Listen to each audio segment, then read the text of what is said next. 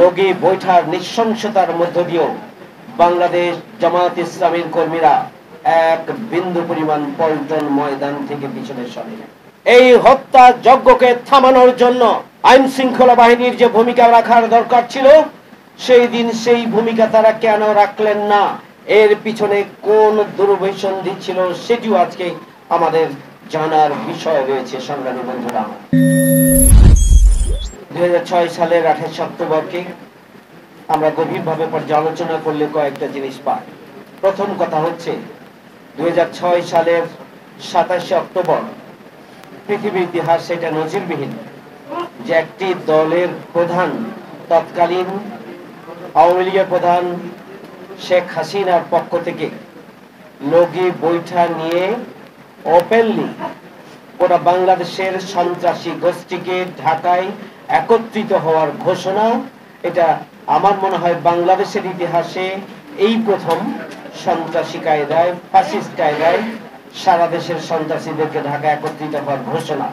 এটা বাংলাদেশের শুধু নয়, আমার মনে হয় পৃথিবীর ইতিহাসে সবচেয়ে প্রথমবারের মতো একটা জঘন্যতম ঘটনা তিনি সংঘটিত করেছেন। 2 নম্বর হচ্ছে 28 অক্টোবর বাংলাদেশের ইতিহাসে নয়, পৃথিবীর ইতিহাসে একটা জঘন্যতম, বর্বরতম এবং সভ্যতাকে বিলীন করে দিয়ে একটা নির্মম হত্যাকাণ্ড সেদিন সংঘটিত করা হয়েছিল। এটা পৃথিবীর ইতিহাসে বাংলাদেশকে, বাংলাদেশের ভাবমর্যাদাকে সেই দিন বলণ্টিত করেছিল এবং মানবতাকে এইভাবে নির্মমভাবে হত্যা করা যায়, এটি সেদিন পৃথিবীবাসী অবাক বিস্ময়ে তারা মিডিয়ার মাধ্যমে দেখতে পেয়েছিল এবং বাংলাদেশের আওয়ামী লীগের প্রতি সেদিন ঘৃণা ছড়িয়েছিল গোটা পৃথিবীর মানুষ। 3 নম্বর হচ্ছে আমাদের উপরে নির্মমভাবে সশস্ত্র কায়দায় সকাল থেকে সন্ধ্যা পর্যন্ত দিনব্যাপী হত্যাকাণ্ড পরিচালনা করা হলো। সশস্ত্র অবস্থায় গুলি, বোমা, লগি বৈঠার নৃশংসতার মধ্য দিয়েও বাংলাদেশ জামায়াত ইসলামীর কর্মীরা এক বিন্দু পরিমাণ পল্টন ময়দান থেকে পিছনে সরেনি। পল্টন ময়দানে সেদিন আমাদের সমস্ত নেতৃবৃন্দ আমাদের ময়দানে অবস্থান করেছেন। আমাদের নেতৃবৃন্দ এবং জনশক্তি পল্টন সহ আমাদের যে এরিয়া ছিল, আমরা সেই এরিয়া সেদিন ত্যাগ করি নাই। আমরা শুরু থেকে শেষ পর্যন্ত এখানে অবস্থান করেছি। খালি হাতে আমাদের জনশক্তি ছিল। একের পর এক আহত হয়েছে, একের পর এক চোখের সামনে শহীদ হয়েছে, কিন্তু মানব প্রাচীর গড়ে তুলে সেই দিন আমাদের জনশক্তি, আমাদের নেতা কর্মীরা সেই দিন এই পল্টন শুধু রক্ষায় করেনি, বাংলাদেশের অস্তিত্ব সুরক্ষার জন্য একটি জানান দিয়েছিল। সে আমরা জীবন দিয়েছি, রক্ত দিয়েছি, আহত হয়েছি, বাট বারবার আমরা পল্টন ময়দানে আবার ফিরে এসেছি এবং পল্টন ময়দান এবং উত্তর গেট, পল্টন মোড় এবং উত্তর গেটে আমরা বারবার ফিরে এসেছি এবং সেখানে অবস্থান গ্রহণ করেছি। আমরা এখান থেকে এক বিন্দু পিছনে সরে যাই। আপনারা খেয়াল করবেন, চতুর্থ যে বিশেষত্ব 2006 সালের 28 অক্টোবর আমাদের বায়তুল মোকাররমের উত্তর গেটে যে সমাবেশ ছিল, সেই সমাবেশে আমাদের নেতৃবৃন্দ অবস্থান গ্রহণ করেছেন। পালাক্রমে নেতৃবৃন্দ ময়দানে থেকেছেন। আমিরি জামাতের নেতৃত্বে আমাদের নেতৃবৃন্দ স্টেজে থেকে যথা সময়ে সমাবেশ শুরু করেছেন এবং আমিরি জামাত ধীর স্থির ভাবে স্টেজে থেকেই তিনি সেই সময়ের একটা ঐতিহাসিক বক্তব্য দিয়ে যে সাহসিকতার ইতিহাস রচনা করেছেন, এটা বাংলাদেশের ইতিহাসে এটি বিরল যে জনশক্তি সাথে থেকেই তিনি শেষ পর্যন্ত সমাবেশে সাহসী বক্তব্য উচ্চারণ করে তিনি দিক নির্দেশনা দিয়েছেন জনশক্তিকে, জনগণকে এবং এদেশের মানুষকে। 5 নম্বর বিষয় হচ্ছে, সেই দিন ছিল জোট সরকারের সর্বশেষ দিন। জোট সরকারের শেষ কর্মদিবসে স্বাভাবিকভাবে আমরা আমাদের এলাকায় উত্তর গেটে আমরা সমাবেশ ডেকেছিলাম। বিএনপি নয়াপল্টনে তাদের অফিসের সামনে সমাবেশ ডেকেছিলেন। দিনভর আমাদের উপরে এই হত্যাযজ্ঞ পরিচালনা করা হলো, দিনভর আমাদের উপরে জুলুম নির্যাতন স্টিম রোলার চালানো হলো, একের পর এক শহীদ হলো, আহত হলো। কিন্তু ওই বিএনপি পুরানা পল্টনে অবস্থান করার পরও আওয়ামী লীগকে প্রতিহত করার জন্য জামাত ইসলামীর সাথে তারা এগিয়ে আসে না। অথচ সেই দিন 4 দলীয় জোটের কার্য দিবস ছিল, শেষ কার্য দিবস। অথচ সেই দিন বিএনপির নেতাকর্মীরা জামাতের উপরে সারা দিন ধরে এই ধরনের হত্যাযজ্ঞ পরিচালনা করার পরও তারা এগিয়ে এসে আওয়ামী লীগকে প্রতিহত করার জন্য কোনো ভূমিকা পালন করবে। 6 নম্বর হচ্ছে, শেষ কার্য দিবস পর্যন্ত 4 দলীয় জোট সরকার ছিল, কিন্তু সেই দিন পুলিশ বাহিনী, আইন শৃঙ্খলা বাহিনী নীরব দর্শকের ভূমিকা পালন করেছিল।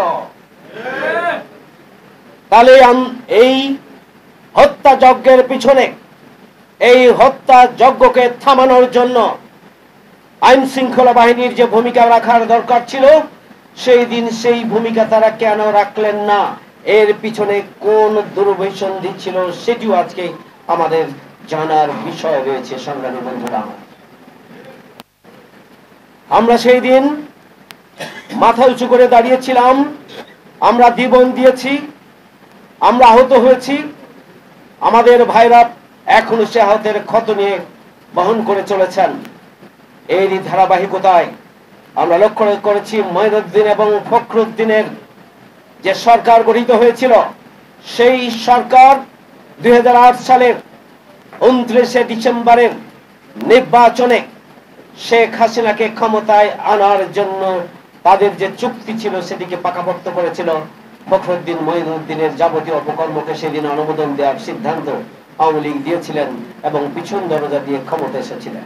2006 সালের 28 অক্টোবর ফ্যাসিবাদের সেই পদধ্বনির মাধ্যমে বাংলাদেশ যে পথ হারিয়েছিল, আমরা 17.5 বছর গণতান্ত্রিক যে বাংলাদেশ, সে বাংলাদেশ তার পথ হারিয়েছিল। 2009 সালে পিলখানা হত্যাকাণ্ড সংঘটিত করা হয়েছে। 2013 সালে হত্যাকাণ্ড সংঘটিত করা হয়েছে শাপলা চত্বরে 5ই মে। আমাদের আমিরে জামাত সহ শীর্ষ নেতৃবৃন্দকে মিথ্যা মামলা দিয়ে ট্রাইব্যুনালের মাধ্যমে হত্যা করা হয়েছে। শীর্ষ 11 জন নেতাকে জেলের ভিতরে এবং বাইরে হত্যা করা হয়েছে। শত শত নেতাকর্মীকে হত্যা করা হয়েছে, গুম করা হয়েছে, খুন করা হয়েছে। জামাতকে নিষিদ্ধ করা হয়েছে, জামাতের নিবন্ধন কেড়ে নেওয়া হয়েছে, জামাত ইসলামের প্রতীক দাঁড়িপাল্লাকে পর্যন্ত কেড়ে নেওয়া হয়েছে। তারা চেয়েছিল জামাত ইসলামীকে নিষিদ্ধ করে এই বাংলাদেশ আওয়ামী লীগ 41 সাল পর্যন্ত ক্ষমতায় থাকার স্বপ্ন বাস্তবায়ন করেছিল। আমাদের উপরে জুলুম নির্যাতন নিষ্পেষণের স্টিমরোলারের ধারাবাহিকতায় আমরা একটা মজলুম দল হিসাবে আমরা নিজেদের অস্তিত্ব রক্ষার পাশাপাশি জনগণের মুক্তি এবং কল্যাণের জন্য গণতান্ত্রিক আন্দোলনের ধারাবাহিকতা অব্যাহত রাখার জন্য চেষ্টা করেছিলাম। 2024 সালে তারই ধারাবাহিকতায় এদেশের ছাত্র সমাজ, তরুণ সমাজের নেতৃত্বে এদেশের 18 কোটি মানুষ ঐক্যবদ্ধভাবে ফ্যাসিস্ট আওয়ামী অপশক্তির হাত থেকে 5 আগস্ট, জুলাই গণঅভ্যুত্থানের মধ্য দিয়ে আমাদের নতুন বাংলাদেশ আমরা পেয়েছি। আজকে আমরা এই নতুন বাংলাদেশে এসে সরকারের কাছে পরিষ্কার দাবি জানাতে চাই, 28 অক্টোবরের লগিবটার হত্যাকারী, গণহত্যাকারী শেখ হাসিনার বিচার এবং তার সহযোগীদের বিচার, খুনিদের বিচার নিশ্চিত করতে হবে। আমরা দাবি জানাতে চাই, আমাদের মামলাটিকে এবং মামলার কাগজপত্র সবকিছুকে ফেলা হয়েছে, ধ্বংস করে দেওয়া হয়েছে। আমরা মামলাটিকে পুনরুজ্জীবিত করে প্রয়োজনে ট্রাইব্যুনালের আওতায় শেখ হাসিনা এবং খুনিদের বিচার নিশ্চিত করতে হবে। আমরা 3 নম্বর দাবি জানাতে চাই, অন্তর্বর্তীকালীন সরকারকে ধন্যবাদ জানাই যে তারা 5ই মে শাপলা চত্বরের গণহত্যায় যারা শাহাদাত বরণ করেছেন প্রতিটি পরিবারকে তারা ক্ষতিপূরণ দিয়েছেন।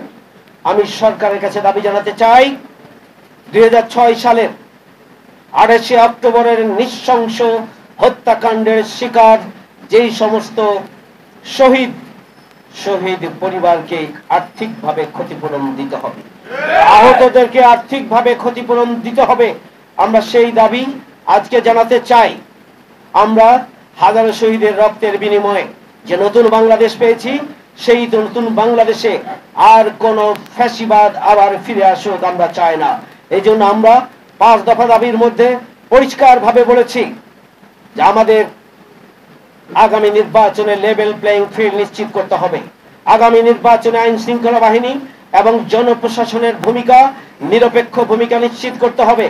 আগামী নির্বাচনের আগেই জুলাই সনদের আইনগত ভিত্তি নিশ্চিত করার জন্য নভেম্বরের মধ্যে গণভোট দিতে হবে এবং আগামী 2026 সালের মধ্য ফেব্রুয়ারিতেই একটি গ্রহণযোগ্য, ফ্রি এবং ফেয়ার ক্রেডিবল ইলেকশনের ব্যবস্থা নিশ্চিত করতে হবে।